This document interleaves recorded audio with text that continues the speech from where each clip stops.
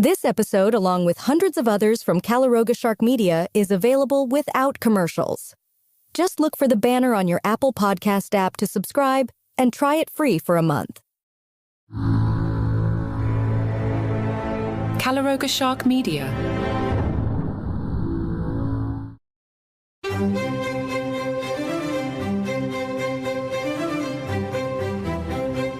Hello and welcome to Palace Intrigue. I am your host, Mark Francis. Prince Harry has expressed that he will not bring Meghan Markle to the UK due to ongoing security concerns. In the new ITV documentary Tabloids on Trial, he revealed his fear that the actions of the tabloid press could lead to physical harm for the former Suits star. All it takes is one lone actor, one person who read this stuff to act on what they have read, and whether that is a knife or acid, they are genuine concerns for me. They are one of the reasons I won't bring my wife back to this country, he stated. Meghan Markle was last seen in the UK in September 2022, wiping away tears during the Queen's funeral. Royal commentator Rafe Haidel Manku told GB News, "This is not about knives, this is not about acid, this is about Meghan's fear of being booed. I think she is terrified that the British public will vocalise their dislike of her, and I actually think she has become quite Britain-phobic." Joe Little, the managing editor of Majesty magazine, believes Charles may never see Lilibet and Archie again. It would be great to think that at some point soon the king would get to visit the grandchildren that he has seen very little of, but he is 75 and still not in the best of health. A visit to America is unlikely to be a high priority now given the other demands on his time. Meghan Markle's appearance at the G9 Ventures Summer Summit in the Hamptons, hosted by power broker Amy Griffin, has sparked a wave of reactions from royal fans. Meghan, known for her fashion-forward choices, wore a £70,000 outfit accessorized with equally luxurious jewelry. For the event, she chose a St. Anne linen vest and overlap waist trousers. While some fans praised her outfit, others felt it was ill-fitting. One user on X commented, "Nice pieces, but designed and made for someone taller." Another echoed this sentiment, asking, "Holy Mother of God, are there no tailors in Santa Barbara County?" At this time, it is unclear how the environmentally conscious Duchess made her way from California to the Hamptons or what security arrangements were made available.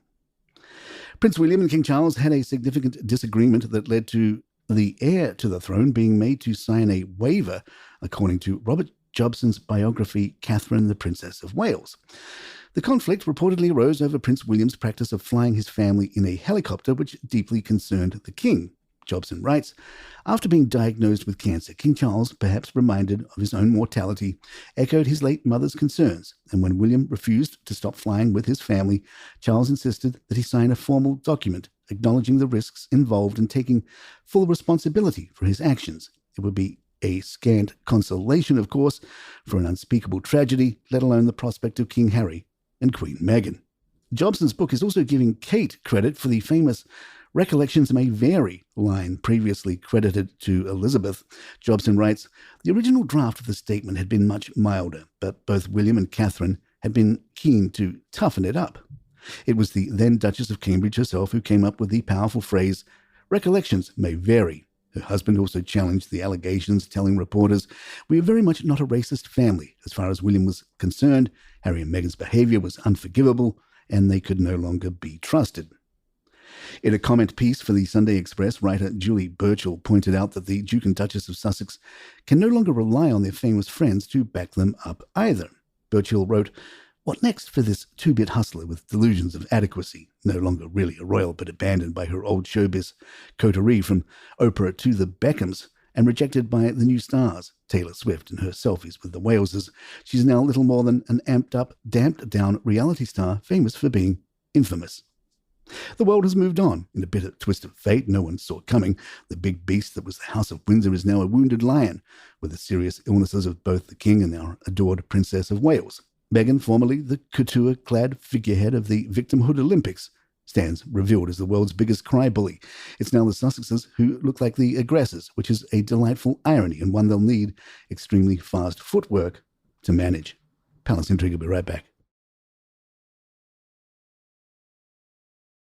Buckingham Palace has announced a new set of royal values as part of its annual report, emphasising its aim to stay curious and help shape a better world. The initiative aligns with King Charles' efforts to streamline the monarchy and make it more relevant in contemporary society. The report highlights that the first few years of King Charles' reign have been a period of reflection and redefinition, resulting in a refreshed purpose. The newly defined values are act with care, make an impact, succeed together, stay curious, and lead by example. These principles underscore the royal household's duty to support the sovereign in serving the UK and the Commonwealth with the goal of contributing to a better world. A notable aspect of the latest report is its strong emphasis on value for money, as reported by The Telegraph. However, the document no longer includes a section that previously promised accountability in the use of public funds and resources. Additionally, a line stating that different generations of the royal family would participate in events to keep the monarchy relevant and accessible to people at every stage of life has been removed. This aligns with King Charles' vision of a slimmed-down monarchy, evident in the reduced number of working royals and their limited appearances at state events. Royals seem to like the Paris Olympics more than the Montecito Victimhood Olympics. Princess Anne attended the gold match of the men's rugby sevens, where France defeated Fiji. Prince Jacques and Princess Gabriella of Monaco were spotted at the opening ceremony of their mum, Princess Charlene, and dad, Prince Albert. Denmark's Queen Mary took the time to show her support for Team Australia. Mary, originally from Tasmania, renounced her Australian citizenship in 2004 when she married King Frederick X. Alongside her husband, she was present in the lead-up to Friday's opening ceremony, but made a notable detour to meet with the Australian delegation. Photos shared by the Australian Olympic team's official Instagram account captured Queen Mary posing with the athletes in the village. The account posted, "Royalty of the village. Australian-born Queen Mary of Denmark joined athletes in the Olympic village." The head of the diplomatic mission, Anna Mears, added, "Once an Aussie, always an Aussie," and the Danish Queen alongside a photo with Mary. "Great to see Queen Mary in the food court for lunch today. I was a bit nervous, but she wished our athletes well, and I did invite her to our allotment for an Aussie coffee." And there you have it. If you'd like to email us, our address is thepalaceintrigue@gmail.com. Please follow us on Spotify, Apple, or the app of your choice. And if you like the show, write us a review or hit some of those stars. I'm Mark Francis. My thanks to John McDermott. This is Palace Intrigue, and good times.